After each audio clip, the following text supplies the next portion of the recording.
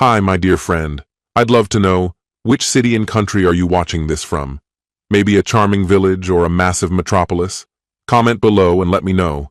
And please share this video. It means the world to me. Let's get started. Chapter 1. A Fractured Evening. The bitter cold of the Alaskan night clawed at James Preston as he pushed open the glass door of a quiet cafe tucked between shuttered storefronts. After a long and draining shift, he craved warmth and the sharp comfort of caffeine. Outside, the wind howled down the barren streets, sweeping snowflakes into spirals under the flickering glow of the streetlights.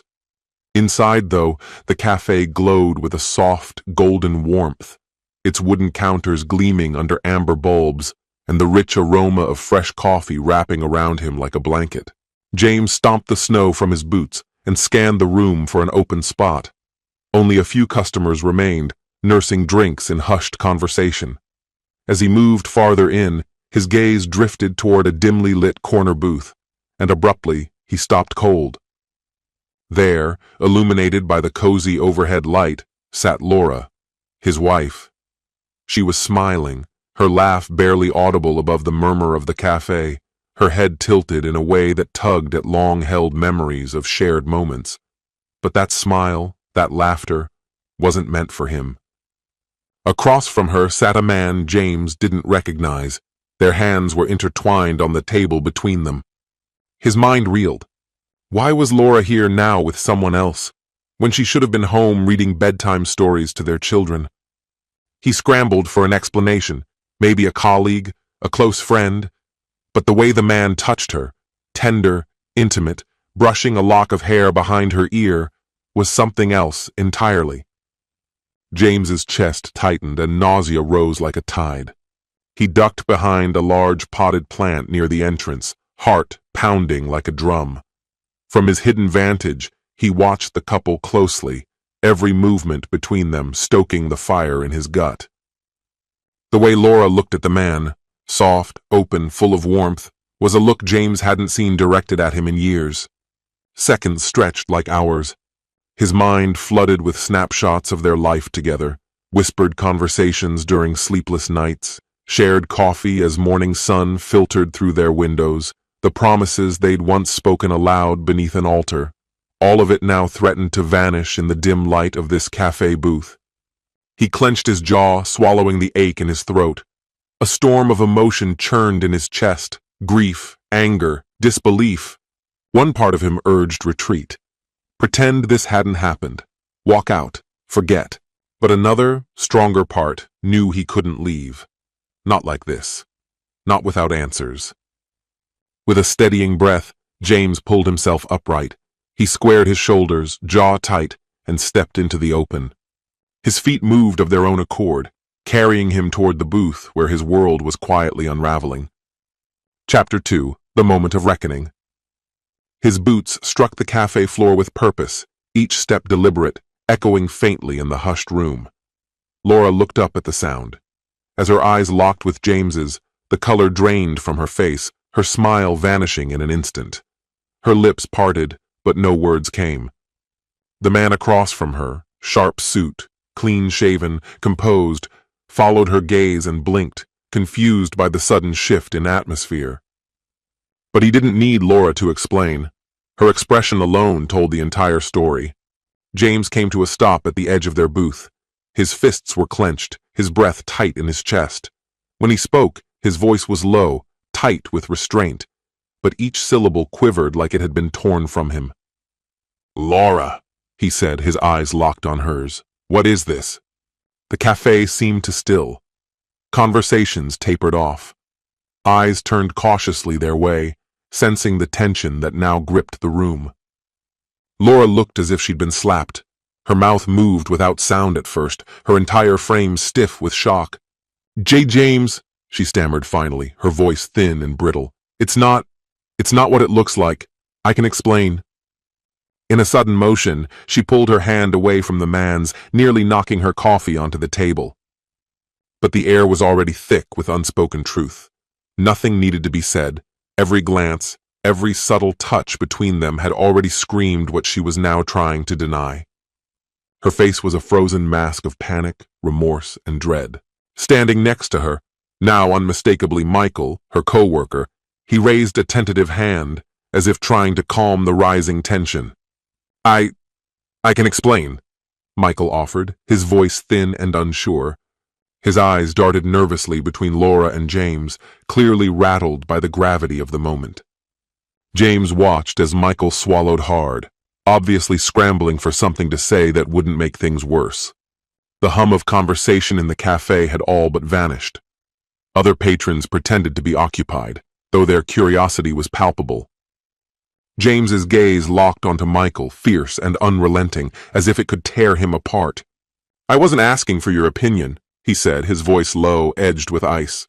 A dense silence settled over the space, broken only by the faint hiss of steam from behind the counter. Michael clamped his lips shut, no longer trying to justify anything. Laura's hands shook slightly as she slid her chair back, her expression crumbling. James became aware of the eyes still lingering on them, masked by half-hearted attempts at discretion. He took a long breath through his nose, steadying himself. The last thing he needed was a public meltdown. Rage was bubbling inside him. Questions burned on his tongue, but making a scene would solve nothing, especially if this reached their kids. He glanced toward the nearby onlookers. A few quickly diverted their eyes. Leaning forward just a bit, James spoke with quiet control. "This isn't the place, Laura," he said, his tone flat. "Finish your coffee or don't, but this conversation happens at home." The word home landed like a verdict, unspoken, but final. Laura opened her mouth, perhaps to explain or plead, but James lifted a hand. "Not here," he said, firm and subdued. "I'll see you at the house." Her eyes welled, glistening with tears not yet shed. "James, wait," she whispered, reaching toward him. But he stepped back, avoiding her touch. The smell of espresso lingered in the air, mingling absurdly with her familiar perfume. Without saying another word, James turned and walked away. His chest felt like it might crack open, vision blurred by pain and fury, but he held his head high. Behind him, Laura collapsed back into her seat, visibly shaken. Michael leaned closer to speak, but whatever he said was lost to James. Cold air slapped his face as he pushed through the cafe doors, though he barely registered it. His boots crunched across the icy lot as he fumbled with his keys, hands trembling. Inside the car, silence enveloped him completely. He exhaled, only now realizing he'd been holding his breath. "This is happening," he thought, gripping the wheel as though it might anchor him. 20 years of marriage, shattered in a matter of minutes. He didn't look back. Whether Laura left with Michael or alone didn't concern him anymore. All that mattered was getting home, to prepare himself for what came next. As he drove into the snowy night, his jaw clenched tight, eyes swimming with unfallen tears. One undeniable truth pierced through him like frostbite. Everything had changed forever. Chapter 3. The Reckoning. James sat motionless in the living room of the house that once echoed with laughter and life. The same home where his children had learned to walk, to speak, to grow. Tonight that home was hushed and hollow. Upstairs the kids slept soundly, innocent to the storm gathering beneath them. The ticking clock on the wall felt louder with every second. He hadn't texted or called Laura since leaving the cafe. He had no intention of doing so. If she had even a shred of respect left, she would come back and face him. A small, stubborn part of him still clung to hope. Hope that there might be another explanation, something to undo what he'd witnessed. But the image of her hand in Michael's wouldn't let go. There was no room for doubt. Then the faint crunch of tires against snow broke the silence. His heart kicked once, heavy and sharp. The front door creaked open, and Laura stepped inside. She closed it quietly behind her, standing still in the entryway. After a long pause, she slipped off her coat, her hands trembling visibly. As she entered the living room, she found James already standing near the hearth, his arms tightly folded across his chest like a fortress. The faint light from a single lamp cast long, trembling shadows, and his face was etched with a stoic pain that looked like it had been chiseled in stone. Laura's eyes were swollen and rimmed red, silent evidence of tears shed on the drive back. She opened her mouth to speak, but James's voice, composed but unnervingly sharp, intercepted her. "Shut the door," he said quietly, his chin nudging in the direction of the hallway. He didn't want the children upstairs to stir or accidentally hear what was about to be said. Without arguing, Laura closed the door softly behind her, shutting them both inside a space that once echoed with joy and comfort. Despite the calm in his tone, turmoil bubbled beneath it. Rage, grief, betrayal. His arms clenched tighter, as though his grip could hold in all that he was feeling. Laura took a tentative step forward. "James, I'm so sorry," she whispered, her voice barely holding together. "I never wanted you to find out this way. Never meant for you to be hurt." Her hands fidgeted, fingers ringing each other, as fresh tears streaked down her cheeks. It just happened. A flare of heat ignited in James's chest. He dropped his arms and stepped closer, his words sharp and unflinching. "It just happened?" he repeated, his voice dripping with resentment. "You don't accidentally end up in an affair, Laura. That's not a misstep. That's a decision, a pattern of them." Though he kept his voice down to protect the sleeping children, the edge in it was unmistakable. "I saw you," he said, his voice lower but cutting deeper. "With him, holding his hand, looking at him like—" He stopped short, jaw tight, the image flashing again behind his eyes. Jesus, Laura, 23 years, a home, a life we built together. Did that mean nothing? Laura began to weep, quietly and uncontrollably. "It meant everything," she said between choked breaths. "You, the kids, all of it, it still means everything, I swear."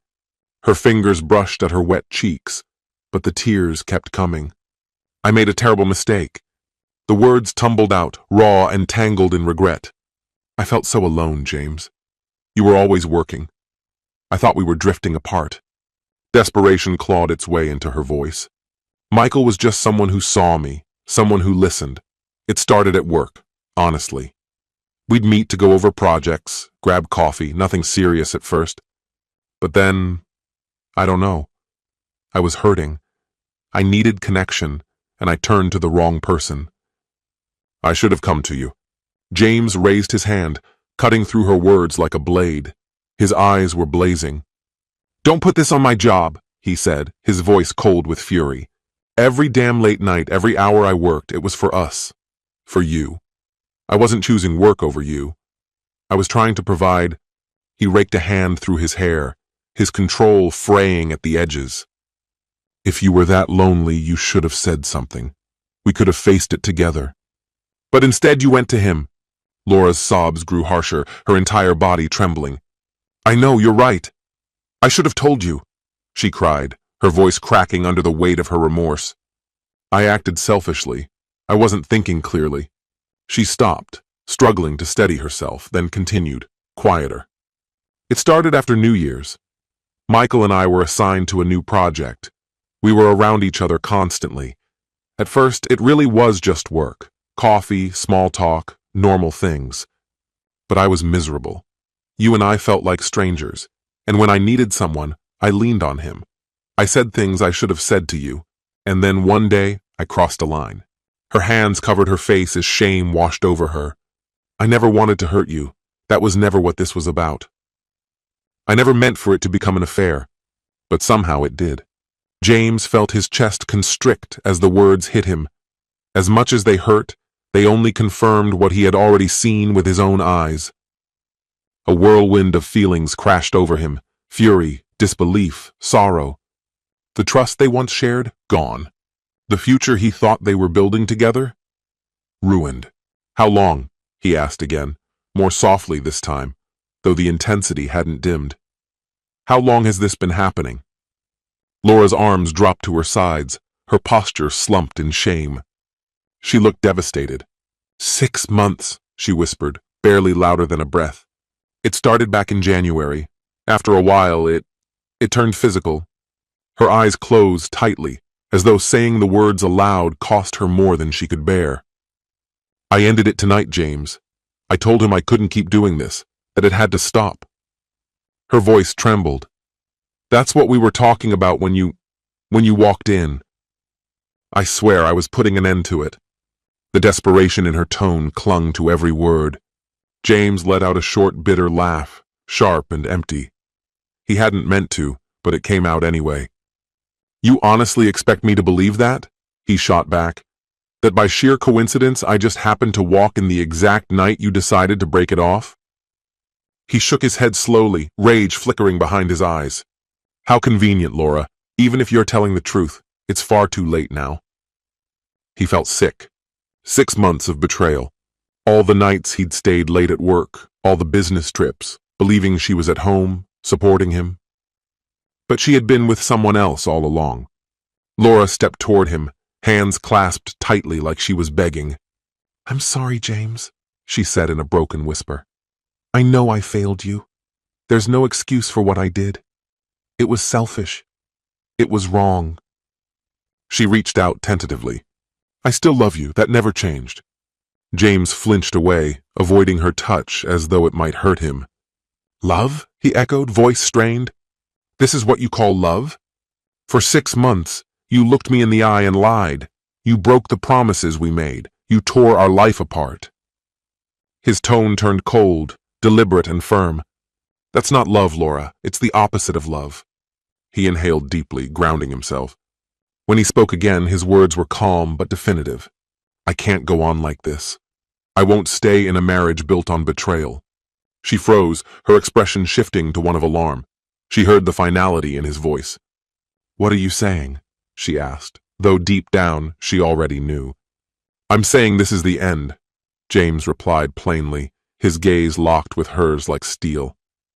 "I'm filing for divorce." He paused, his throat thick with emotion. "Our marriage is over." For several seconds, silence blanketed the room. Only the steady ticking of the wall clock and the faint hum of the fridge filled the air. Laura looked winded, as if the words had struck her physically. She opened her mouth, but nothing came out. Her lips closed again, and for a moment she searched for something to say. Finally she managed, "James, please, don't make this decision now. You're hurt. You're furious. Please, think about what we've built. Think about the kids." James's face contorted with pain and rage. "I am thinking about them," he said sharply, voice rising. "Were you thinking about them when you ran off with Michael? Did you stop to consider what this would do to them? To us?" Laura sobbed harder, shaking her head in sorrow, but James wasn't done. "You didn't." His words came out low, steady, but with finality. "If you had, we wouldn't be standing here right now." He stepped back, running his hands down his face, as if trying to rub away the fatigue that clung to him like a second skin. Weariness settled into his bones, undeniable and consuming. "I won't remain in this marriage just for the children while you carry on with someone else," he said, his voice edged with tightly held pain. "Even if you claim it's finished, the trust is gone, and that's everything." He shut his eyes briefly, centering himself. When he opened them again, they were clear, unyielding. "We'll co-parent. We'll manage that. But us? We're finished. There's nothing left to rebuild." "You made sure of that." Tears streamed down Laura's face. She pressed a trembling hand over her mouth, trying to stifle the sobs so the kids wouldn't hear. Her legs gave out beneath her, and she sank onto the couch, shoulders shaking. "I don't want to lose you," she said, her voice splintering with emotion. "I cut things off with Michael. I'll do anything, therapy, a trial separation, whatever it takes." "Please, James, after 23 years, doesn't our marriage deserve a chance to heal?" James blinked quickly, eyes stinging with unshed tears. He thought about the decades behind them, the certainty he once felt that they'd grow old together. But the memory of her with Michael clung to him like a wound that wouldn't close. "Some wounds don't heal," he said quietly. "I gave you 23 years of faithfulness, Laura. I can't live the rest of my life questioning you every time you leave the house. That's not a life, and that's what it would become now." His breath caught, then left him in a shaky exhale. "You didn't just betray me, you broke us, our family, our future, all that we built together." He stood straighter then, the finality settling inside him like granite. "I'll sleep in the guest room tonight," he said, firm and clear. "Tomorrow we begin sorting everything out. This ends quickly, and we protect the kids from as much of the fallout as we can." Laura looked up, panic flaring in her eyes. "James—" But he was already turning away. He walked down the hallway, then paused to glance back at the woman who had once meant everything to him, now a stranger wearing the same face. When he spoke again, his voice was hoarse, frayed with heartbreak. "I hope it was worth it," he said, bitterness woven through every word. "You just ended our marriage." And then he was gone, leaving Laura collapsed on the couch, muffling her cries in her hands as he climbed the stairs with slow, deliberate steps. He wouldn't sleep that night, not truly. He'd lie there, eyes open to the dark, bracing for a future he hadn't chosen. Chapter 4. No Turning Back. James acted without delay. After a night lost to silence and restless thoughts, he rose before dawn, ahead of the household's waking. Outside, winter's darkness still blanketed the sky, a heavy blue tinged with the promise of light. He moved through the house like a figure from a dream, quiet, distant, with every movement deliberate. He brewed coffee and got dressed without pause. The choice had already been made, and in that clarity, he found a cold, almost comforting resolve.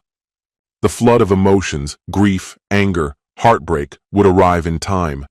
But in that moment, he focused on action. By 8 in the morning, he was speaking with a well-regarded divorce attorney in Anchorage, his voice even and composed. He explained the situation with a measured tone and scheduled a consultation for later that same day. When he hung up, he noticed Laura standing in the hallway. She watched him silently, her eyes puffy and red, her skin pale and worn. It was clear she'd barely slept. Neither of them said a word. The silence that hung between them was heavy, dense with everything neither dared to say. "I just spoke with my lawyer," James said, his voice flat and devoid of feeling. The words struck like a blow, though Laura had likely been bracing for them. "I'm proceeding with the filing immediately." She gave a small nod, dabbing at the tears that clung stubbornly to her face. "I figured as much," she replied, her voice raspy from too many tears. Her eyes dropped to the floor. "James," she murmured, "I know I don't have much right to ask, but can we try to do this respectfully, for the kids' sake?" Her voice trembled under the weight of emotion. "They shouldn't be caught in the crossfire." James's expression didn't change. He gave a short, reserved nod. "We'll keep it clean," he said. "I have no intention of hurting them more than they'll already be hurt. But let's be honest, this is happening, and it won't be dragged out." He exhaled slowly, as though preparing for a business negotiation, not the end of a marriage. "I want joint custody. They need both of us in their lives. I'm not taking them from you, but I won't be some weekend visitor either. Equal time." Laura swallowed, her voice no more than a whisper. "Of course, I'd never try to keep them from you." "You've always been a good father," she added, but he didn't react to the compliment. He continued, unshaken. "As for everything else, we split it evenly.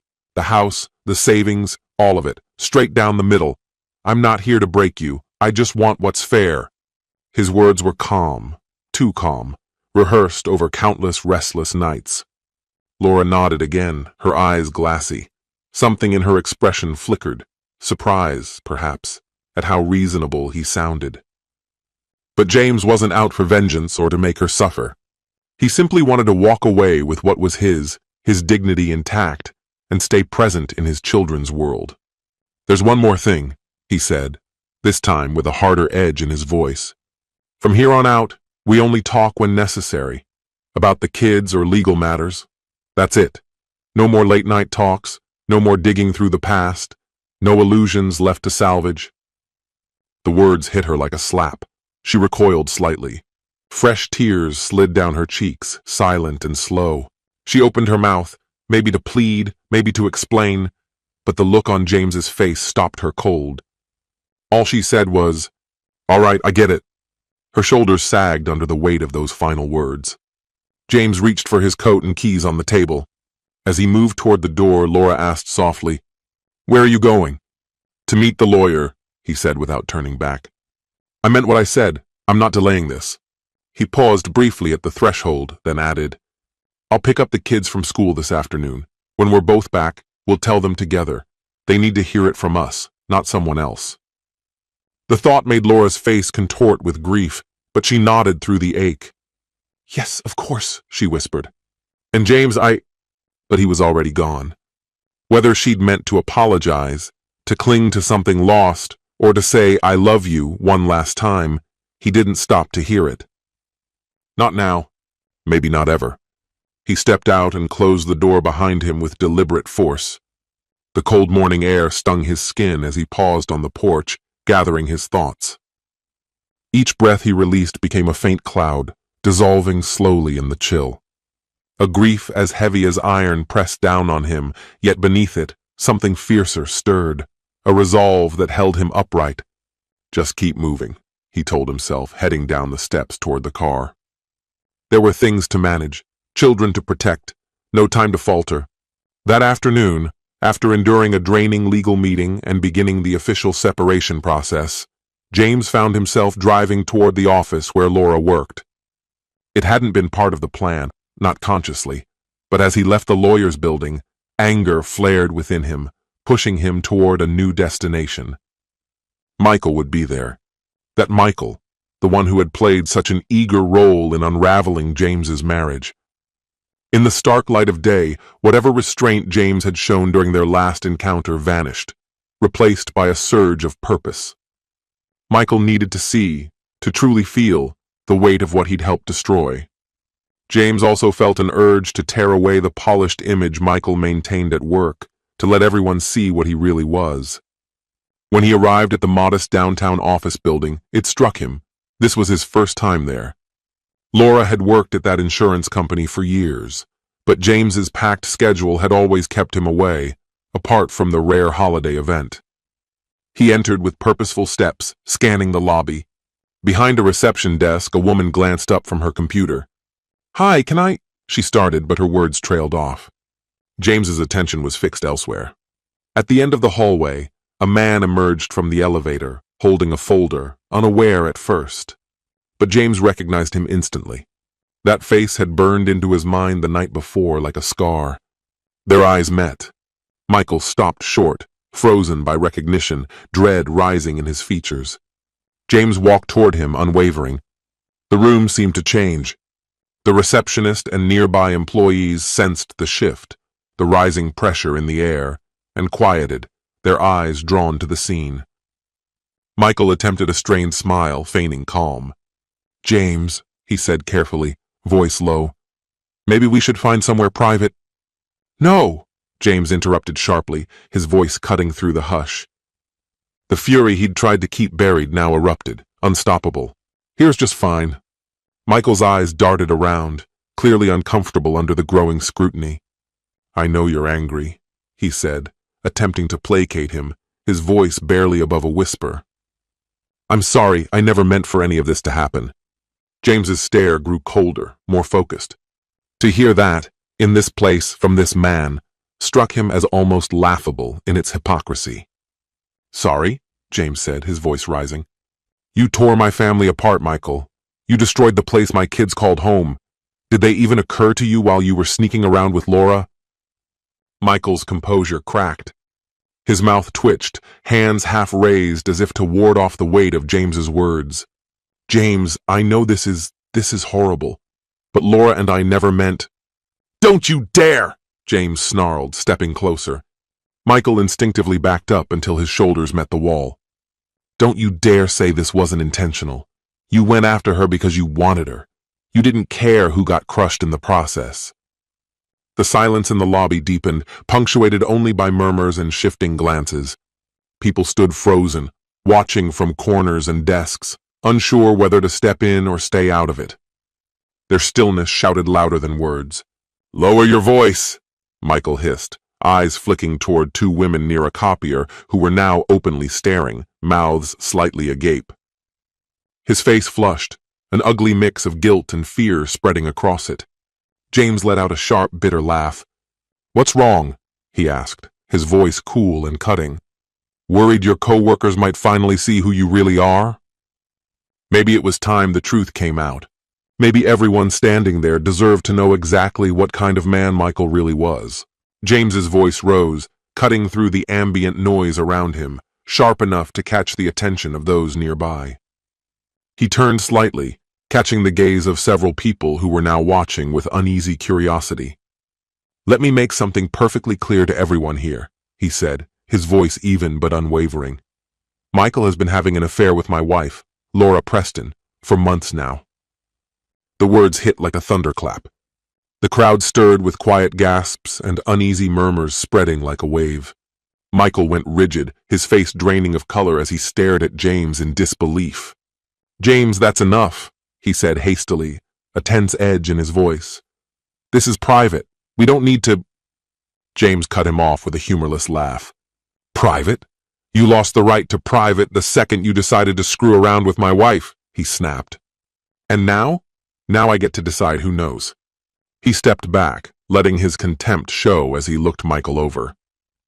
"Let me be absolutely clear," James continued, his voice lower now, laced with barely restrained emotion. "You can have her.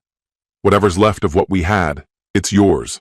I'm walking away, but don't kid yourself into thinking you've won. You didn't win anything. You helped ruin a marriage that lasted 23 years. You destroyed a family? And for what? A moment of selfish pleasure?" Michael's mouth tightened. Guilt flickered behind his eyes, but pride still clung to the surface. "I didn't want things to turn out like this," he said softly. I care about Laura." James's stare was cold, unreadable. "People always claim they didn't mean for it to happen, right after doing exactly what they intended," he said flatly. "Save it. I'm filing for divorce, and your name will be front and center in that paperwork." His voice dipped into a final, unforgiving tone. "I hope whatever you got from this was worth the damage it caused." Just then, a man in a neatly pressed shirt, clearly someone in charge, stepped forward, trying to assess the situation with measured concern. "Is everything all right here?" he asked, glancing between the two men. Michael gave a stiff nod, forcing a weak reply. "Yeah, it's handled." James took a step back. His heart was still pounding, but the storm inside him was beginning to ease. It hit him then. He'd just aired the most painful truth of his life in front of an entire office. The surge of emotion began to recede, leaving behind a strange calm and a sense of vindication. Michael's polished image had been fractured in full view, and Laura would soon face her own fallout. Without another word, James turned on his heel and walked out. The glass doors slid shut behind him as a wave of whispers broke out in his wake. He knew how fast word would spread. Michael's reputation, carefully built over the years, would likely unravel before the day was done. As for Laura, well, she'd made her choices. Still, even in his anger, James felt a small, reluctant pang of sympathy. Public humiliation left a scar, no matter how deserved. But he hadn't twisted the truth.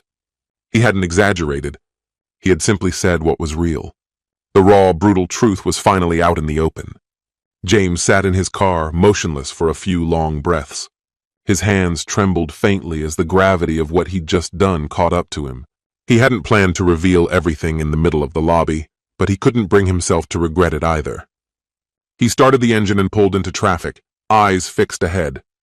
There were still difficult things to face, like picking up the kids and explaining how their world was about to change. But he was clear-minded now. Whatever challenges lay ahead, he would meet them. No more scenes, no more rage. His children needed someone solid, someone reliable. And that's exactly who he intended to be. Chapter 5. The Legal Process. The following weeks pushed James to his limits. But true to his word, he stayed grounded, focused on moving forward. With undeniable proof of Laura's betrayal and her eventual confession, she didn't contest the divorce. Once the initial shock ebbed and Laura's tearful apologies faded into a sorrowful hush, she drifted into a quiet acceptance marked by guilt. It was as if she had come to believe she deserved any terms James might set. They managed 2 significant in-person conversations.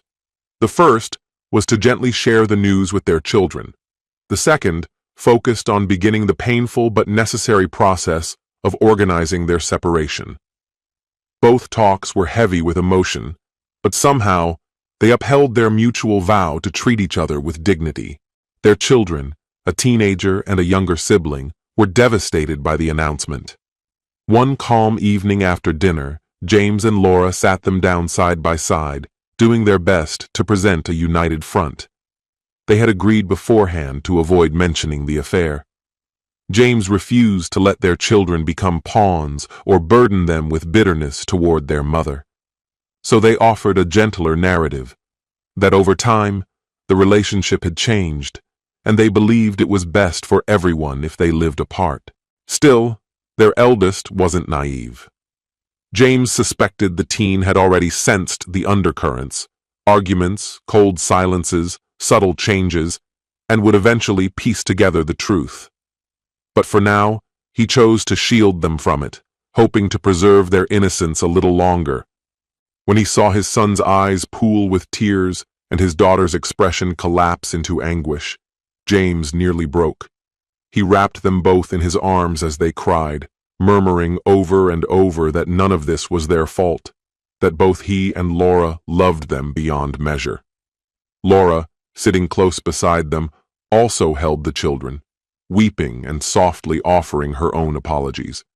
For James, it was one of the most unbearable experiences of his life, holding his children as their hearts broke, knowing that he and Laura had caused this sorrow.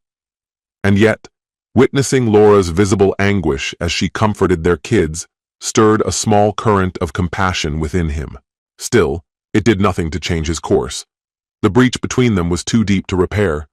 Once they had outlined custody and living arrangements, they agreed the children would alternate weeks between homes. They would remain enrolled at the same school to preserve a sense of stability. James temporarily relocated to a modest, furnished apartment nearby. They believed that separating households quickly would reduce the risk of further conflict in front of the kids. Laura would stay in the family home during her parenting weeks, while James brought the children to his apartment on his. Decisions about the house would be made later during the settlement. James had already made peace with the idea of letting Laura keep the home if it would ease the transition for their children. His focus had shifted entirely. Possessions no longer mattered. The only thing he cared about was minimizing the impact on their kids and getting through this as gently as possible. Before long, the legal machinery was in motion. James's lawyer filed for divorce on the grounds of an irreparable breakdown in the marriage. Although Alaska, like the rest of the country, operates under no-fault divorce laws, Laura's infidelity still gave James some leverage in the negotiations. But true to his principles, James didn't wield that leverage to punish her. He stayed true to his word to keep things just. They settled on joint custody and equal time with the children. Neither tried to claim more than what was fair. With guidance from their attorneys, they reached an agreement. They would divide the home's equity, split retirement accounts and savings equally, and each would keep their personal vehicles and belongings. Perhaps weighed down by guilt, Laura didn't resist any of James's suggestions. Throughout the legal process, she remained subdued, quiet, cooperative, and seemingly resigned to whatever outcome he proposed. Roughly 2 months after that life-altering day in the cafe, James and Laura sat before a judge in a small, sterile courtroom. It was their final appearance, the hearing that would legally end their marriage. The space was silent and impersonal, the fluorescent lights above casting a faint hum. James sat at one table, his lawyer by his side. Laura sat at a separate table, facing him from across the room. Neither dared meet the other's eyes. Both seemed lost in private reflections.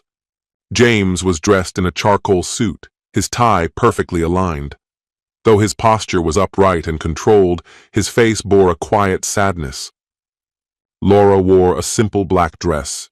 Her eyes stayed fixed on the floor, and her hands were locked tightly together in her lap. The judge, an empathetic-looking woman perhaps in her early 50s, scanned the paperwork before her, the finalized divorce agreement and a detailed co-parenting plan. Her voice was formal yet kind, her manner polished but not cold. "Mr. and Mrs. Preston," she addressed them, and James caught the slight wince that crossed Laura's face, likely one of the last times she'd be addressed that way. "I've looked over the terms you've both agreed to in this separation," the judge said, "and I want to acknowledge the civility and mutual effort evident in these arrangements. The custody plan prioritizes your children's needs, and the asset division appears both reasonable and equitable. She lifted her head and regarded them through her glasses. Do each of you confirm that these conditions were reached willingly, and that you consider them just and appropriate? James gave a quiet cough, clearing his throat. Yes, Your Honor, he said, calm and certain. His voice held no hesitation. Though the terms didn't give him everything, they felt honest. He might be leaving with less than he once had, but at least he was leaving with integrity. Half of a life lived honestly was better, he thought, than a whole one built on illusion. Laura's response came barely above a whisper. Yes, Your Honor, I do. Her voice wavered with emotion. James glanced at her. She looked hollowed out, nothing like the confident, radiant woman he'd once spotted smiling across that cafe. A pang of compassion struck him. Her actions had helped bring them to this place, yes, but she was still the mother of his children, and once for a long time someone he had loved more than anything. Seeing her so diminished was painful. He looked away again, closing his eyes for a brief second, as if trying to memorize the moment or seal it away. This is necessary, he told himself. The judge gave a gentle nod. Then I find the agreement to be fair and acceptable. The court hereby approves the settlement and grants the dissolution of your marriage. She signed the documents swiftly, then added, Mr. Preston, Mrs. Preston, I'm deeply sorry it has come to this. I wish you both peace as you continue to co-parent your children. The gavel landed with a firm knock, and just like that, it was over. A tide of emotion washed over James, relief tinged with grief, a complicated blend of quiet anger, reluctant acceptance, and the unshakable weight of finality. He exhaled slowly, trying to steady himself. There was no victory in this moment, just clarity. He rose to his feet, shook his lawyer's hand with restrained gratitude, murmuring a few words of thanks. He began gathering his papers, preparing to leave, when a fragile voice halted him. Goodbye, James. He turned. Laura stood beside her table, clinging to the divorce decree. Tears shimmered in her eyes. He hesitated. Here was the woman who had shared his life for so many years, now legally separate, almost unfamiliar. He offered a faint nod. Goodbye, Laura, he replied, his voice low. The words carried a finality that made them feel heavier than expected. She looked as though she wanted to say more, but the silence held.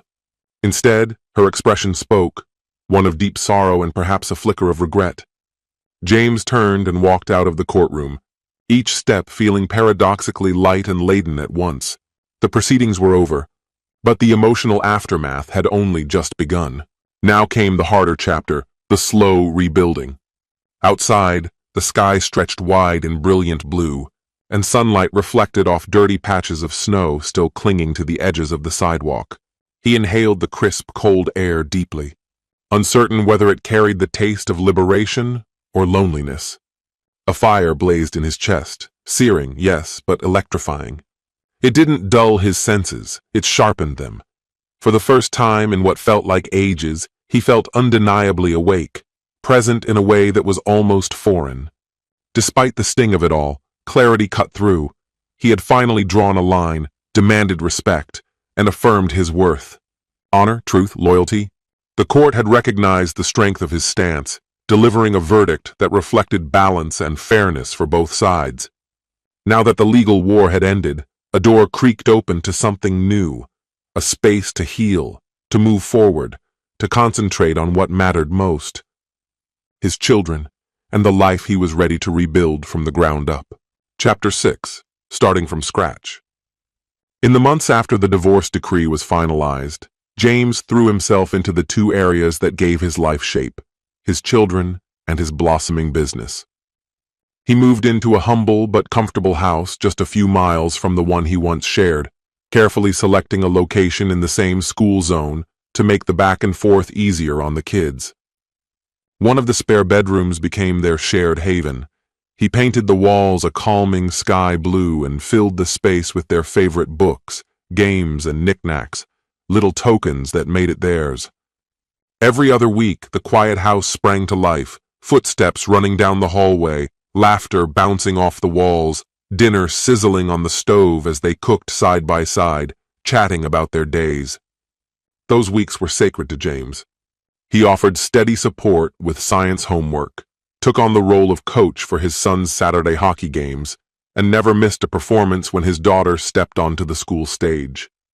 No matter what had changed, he was determined that his children wouldn't lose their sense of home, or their father. Alongside fatherhood, James found fresh momentum in his professional world. He had spent years co-owning a small outdoor equipment store with a longtime friend, what had always been more of a weekend passion than a full career. But with his life newly restructured, he saw an opportunity to focus fully on it. The store became more than a business.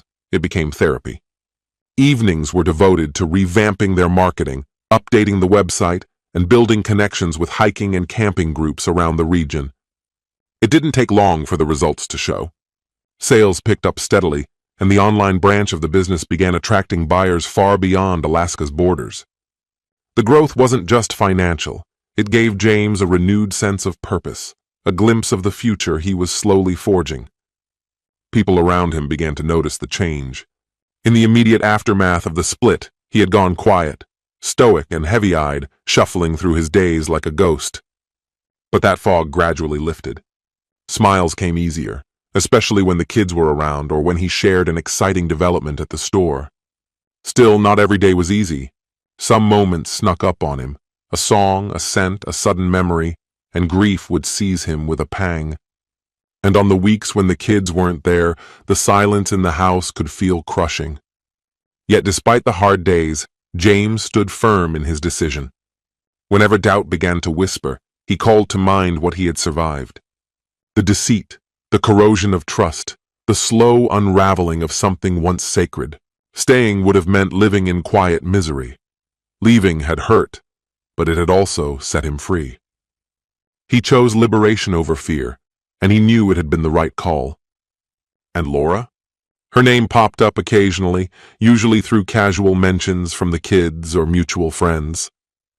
Soon after the divorce, she and Michael went public. Now that her marriage was over, she no longer had to hide. That had always been the idea. But real life didn't play out as cleanly as their private romance had. The repercussions came fast and hard. Word of James's explosive confrontation with her at her workplace had circulated rapidly, feeding the company grapevine like gasoline on a fire. Michael's reputation took a hit. A promotion that once seemed certain was quietly taken off the table. Rumors buzzed that upper management didn't appreciate the scandal, especially given that Michael had held a quasi-leadership role during a joint project with Laura. She didn't walk away unscathed either.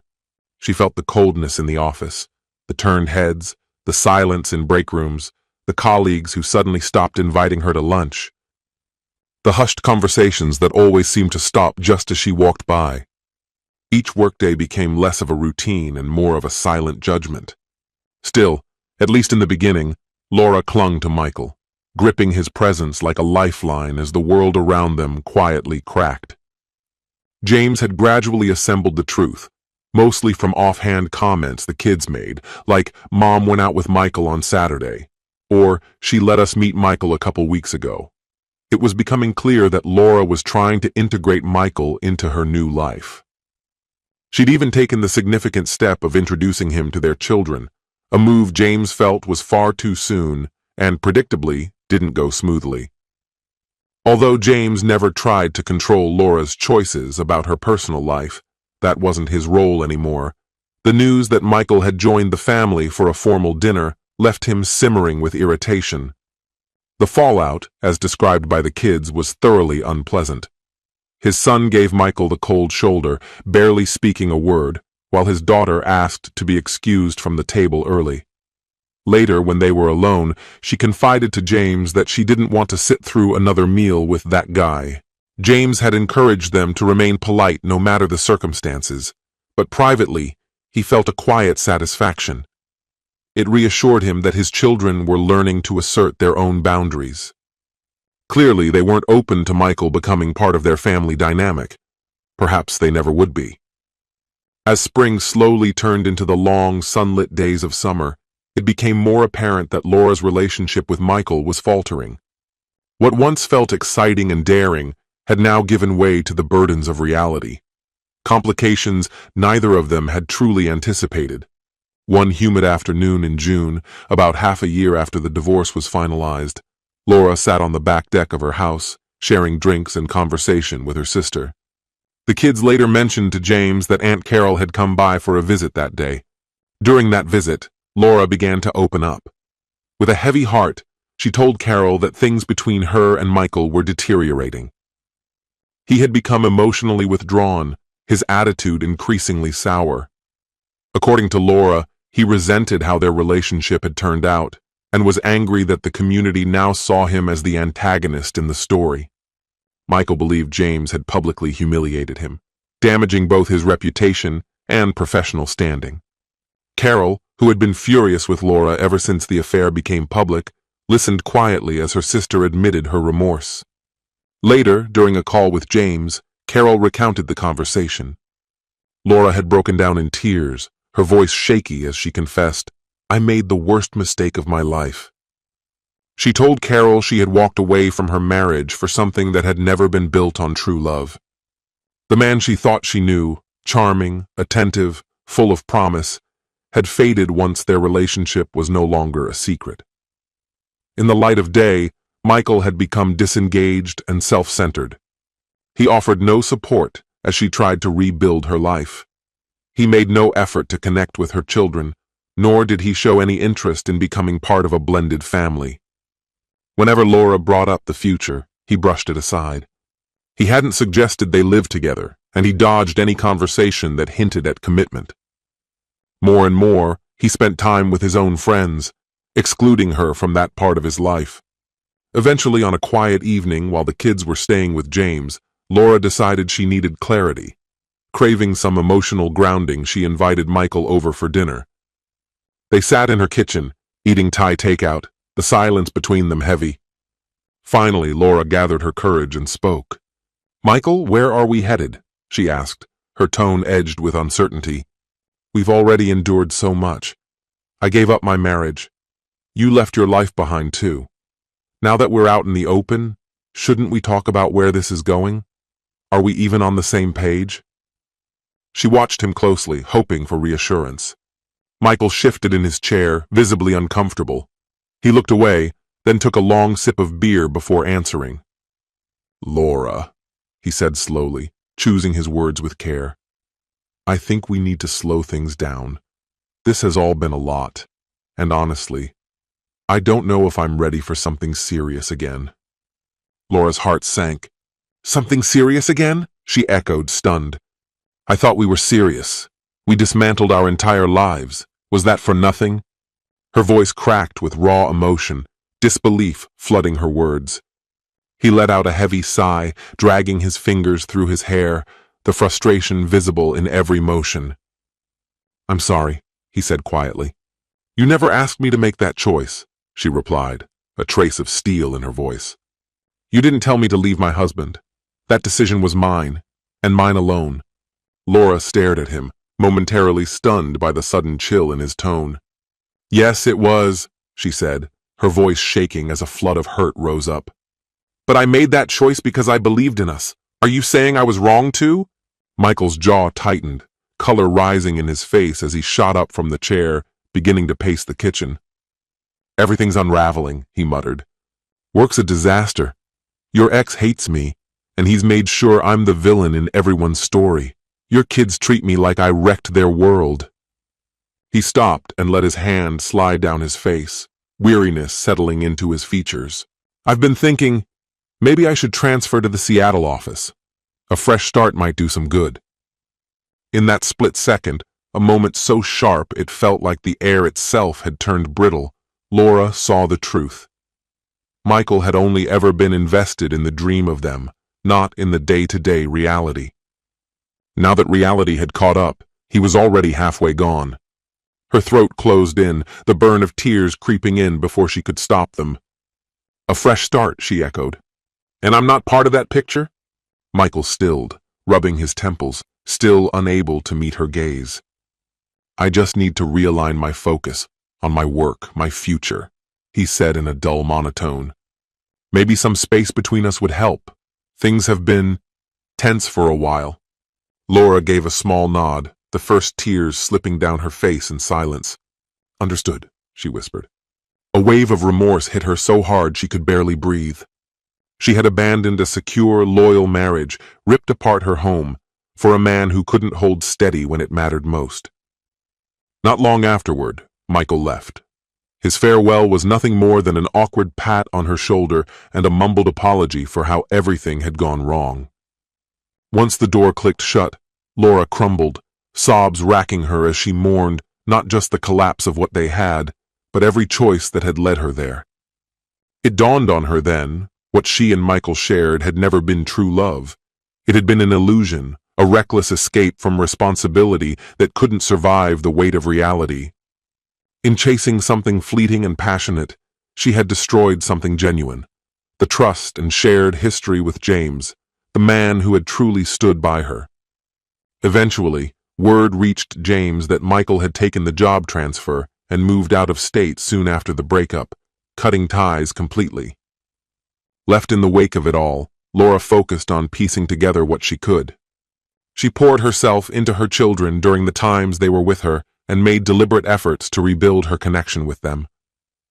To her credit, she became more engaged, more present than she'd been in the months during her affair. Perhaps guilt was her motivator, pushing her to be better, to atone. Gradually, the anger in her children's eyes began to dull. It never fully vanished, but over time, it softened into something quieter, an uneasy kind of acceptance. James, to his own quiet credit, urged the kids to treat their mother with decency and respect, though he couldn't extend the same grace himself. He understood they needed her, and he never spoke badly of Laura in front of them. With time, they settled into a rhythm, a functional, if emotionally distant, co-parenting system. Conversations were limited to logistics, school events, medical appointments, pickup times. Beyond that, James kept his distance. His voice remained polite, but devoid of warmth. His emotional boundaries were clearly drawn. For him, life after divorce was a long, gradual reclaiming of self. What had once felt like a plunge into loneliness turned out to be a path to rediscovery. He began reshaping his life on his terms, choosing furniture without compromise, deciding weekend plans without negotiation. He picked up old interests again. Mornings started early at the gym. Sundays, when the kids were with their mother, became peaceful solo excursions to the lake with a fishing rod. Even something as simple as blasting classic rock while cooking brought a kind of joy, something Laura had never appreciated. It wasn't the future he had once envisioned, but it was real. It was his. And with each passing day, he grew more at home in it. Chapter 7. Turning the Page. As the seasons cycled, and a full year slipped past since the divorce, James noticed something surprising. The sting that once dominated his days had dulled. The ache was still there, faint and familiar, but it no longer consumed him. 23 years of marriage had left its mark, no doubt about that. But the sorrow had slowly become manageable, no longer shaping every waking thought. To his quiet relief, moments of happiness had begun returning. His professional life was thriving, with the store doing better than it ever had. The kids, too, were adjusting more smoothly than he'd dared hope. His son was neck-deep in college applications, full of ambition and nervous excitement, while his daughter had found a solid group of new friends and was beginning to resemble the cheerful, confident girl he remembered. James had, in many ways, found his footing again. Balancing life as a single father and a small business owner wasn't easy, but the routine had settled into something stable, even comforting. Romance, however, was the furthest thing from his mind, until the day Samantha stepped into his world. It was a clear, chilly afternoon in February when she first walked into his outdoor supply shop. Searching for gear for an upcoming winter camping trip, she browsed the displays with curiosity. A recent arrival from Texas, she'd relocated to Anchorage for a job with a wildlife preservation organization. James noticed her standing in front of the sleeping bags, visibly torn between two options. Offering a helpful suggestion, he broke the ice. What started as a straightforward bit of advice turned into an easygoing, pleasant back and forth. There was something reassuring about Samantha, perhaps her friendly laugh, or the way her eyes lit up when he mentioned his kids. "I've got a teenage niece and a 10-year-old nephew," she said with a grin. "Spoil them both rotten." They joked about how Texans handled the brutal Alaskan cold, her sharp humor meeting his with quick wit. Before he realized it, James found himself looking forward to her visits. Sometimes she came in for outdoor essentials. Other times, she stopped by just to chat over coffee. In the back corner of the store, there was a small espresso bar. Nothing fancy, but cozy. Over the next several weeks, that little nook became their regular meeting place. The connection between them gradually deepened. As it turned out, Samantha too had walked the road of divorce. No drama, no scandal, just two lives that had quietly drifted apart. Though she didn't have children of her own, her relationship with her nephew was strong, and she'd always loved being around kids. Her passion for nature, especially hiking and wildlife photography, had played a big role in her decision to move north. Talking with her felt effortless. They shared interests, but more importantly, they shared core values. Samantha placed a high premium on honesty and emotional integrity, especially after witnessing several of her close friends endure heartbreak from betrayal. James, in turn, found himself letting his guard down around her, something he hadn't done in a very long time. One evening, after closing up shop, he told her the condensed version of his own story. He didn't delve into every painful moment, but he did share the essential truth. His marriage had ended after his wife's infidelity, and the aftermath had nearly undone him. Samantha listened without interruption, her expression soft with empathy. She reached across the table and gently took his hand. "I can't imagine how hard that was," she said, her voice low and sincere. "Nobody deserves to go through that kind of hurt." Her compassion hit him with unexpected force. He hadn't felt truly seen in years. From that night forward, something shifted. What had begun as casual coffee chats blossomed into something deeper: dinners, hikes, shared weekends. James moved slowly. He guarded his heart and was careful when it came to involving his children. But Samantha never pushed. She respected his pace completely, meeting him with calm patience. When the time finally came to introduce her to his kids, they kept it simple: a summer afternoon picnic at the local park. Samantha brought along a tin of her signature chocolate chip cookies, which won instant approval. She spent the afternoon asking the kids about their favorite pastimes, and even managed to impress James's son with her encyclopedic knowledge of classic rock. To his amazement, she was a die-hard Led Zeppelin fan, just like him. That night concluded with James's daughter excitedly urging Samantha to share the wildlife pictures she had taken, images of moose, foxes, and other creatures she'd encountered during her time in the field. Later on, James's son made an offhand comment. "Samantha's actually pretty great." James couldn't help but chuckle at the understatement. Pretty great. To him, Samantha was remarkable. With her, he experienced a quiet happiness and contentment he hadn't even realized was missing from his life, not just since the end of his marriage, but long before. The constant tension he used to feel was gone, the need to measure every word, the burden of mistrust. With Samantha, conversations were grounded in openness and sincerity. When she had something to say, she did so with gentleness and clarity. When she felt joy, she showed it with ease. With her, James felt emotionally safe. Slowly but surely, the protective walls around his heart began to crumble. On a crisp autumn evening, after spending a cheerful day at a pumpkin festival with the kids and Samantha, the two of them sat together on his front porch. They huddled under a single blanket as faint streaks of the northern lights shimmered along the distant skyline. Breathing in the cool air, James felt something profound.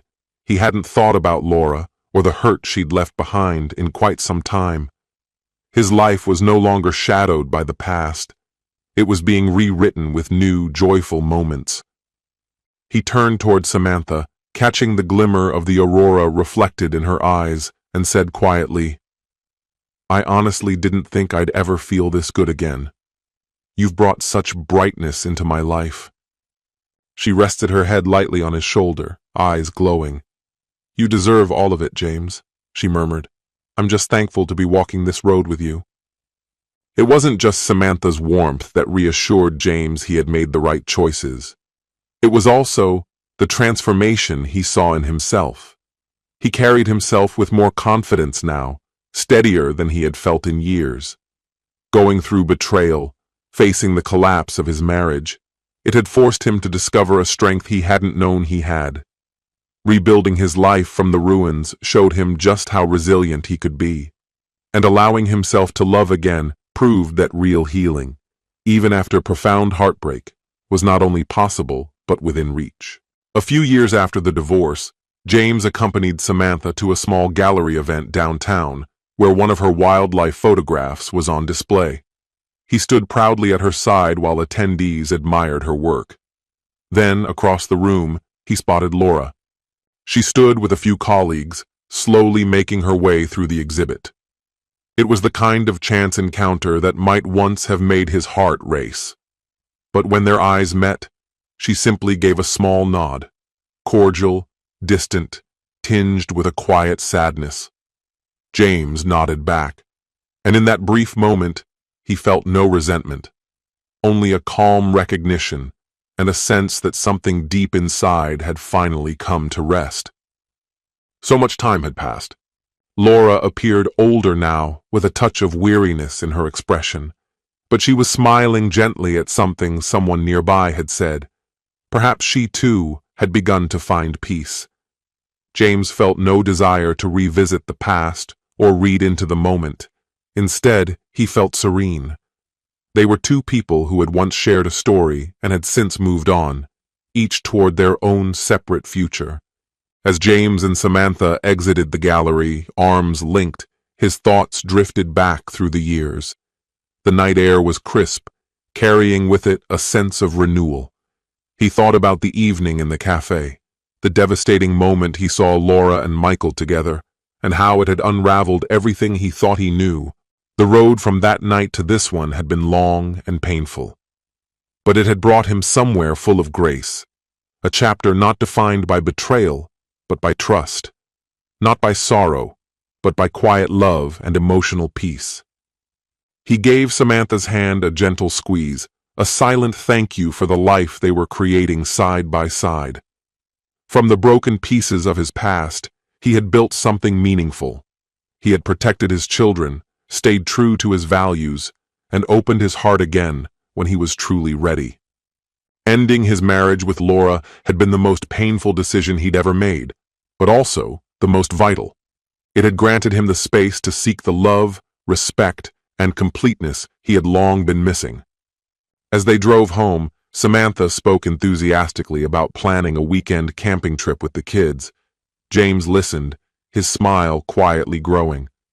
His journey had come full circle, from heartbreak to restoration, from a painful conclusion to a bright, promising beginning. As James watched Samantha, her face glowing with anticipation as she charted their next journey, his mind gently turned to his children, resting soundly at home, wrapped in the comfort of safety, and a deep, quiet contentment took root within him. Though he understood that hardships were an inevitable part of life, a fresh surge of courage and optimism stirred in his chest, readying him for whatever lay ahead. He had faced the harshest storms and come through not just unbroken, but strengthened by every battle fought. Beneath the stillness of the Alaskan night, under the endless sky that had witnessed both his sorrow and his newfound joy, James Preston grasped a singular, enduring truth. The path before him brimmed with possibility, and he was standing exactly where fate had always meant for him to be. Our story has come to an end. What do you think about this story? Share your thoughts in the comments, and if you enjoyed the way I tell stories, head over to my channel and check out my other videos. May the Force be with you. See you soon, my friend.